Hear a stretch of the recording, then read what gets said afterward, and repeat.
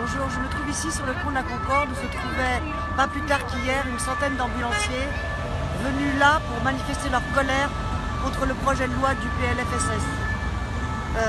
Bien sûr, malgré cette colère, ce projet de loi a été voté et traduisant le mépris déterminé de Mme Buzyn.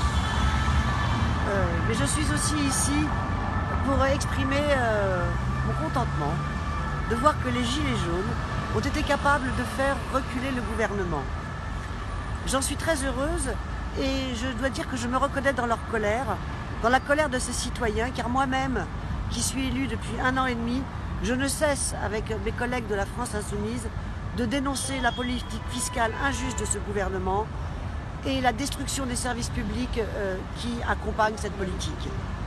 Je ne cesse, avec mes collègues, sur tous les tons et de toutes les manières possibles, de défendre la hausse des salaires, la lutte contre l'évasion fiscale, ou encore la restitution, la restauration de l'ISF, ou encore le référendum populaire.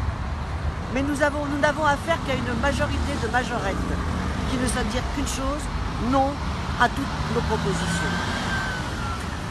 Face à une telle surdité, je comprends qu'il n'y ait pas d'autre moyen que de se faire entendre bruyamment dans la rue.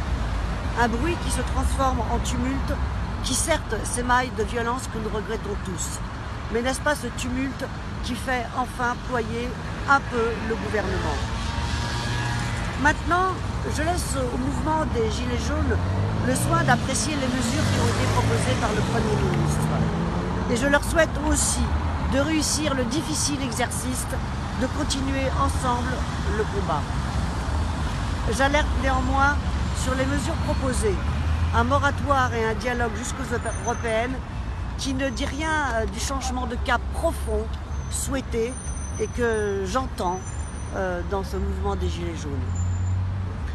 Et si dialogue il peut y avoir, et cela sans attendre 6 mois, mais tout simplement dans 1 semaine, c'est à propos du projet de loi de finances 2019 qui se discute, qui va donc se discuter, et où se traite la majorité des revendications des Gilets jaunes, à savoir la fiscalité.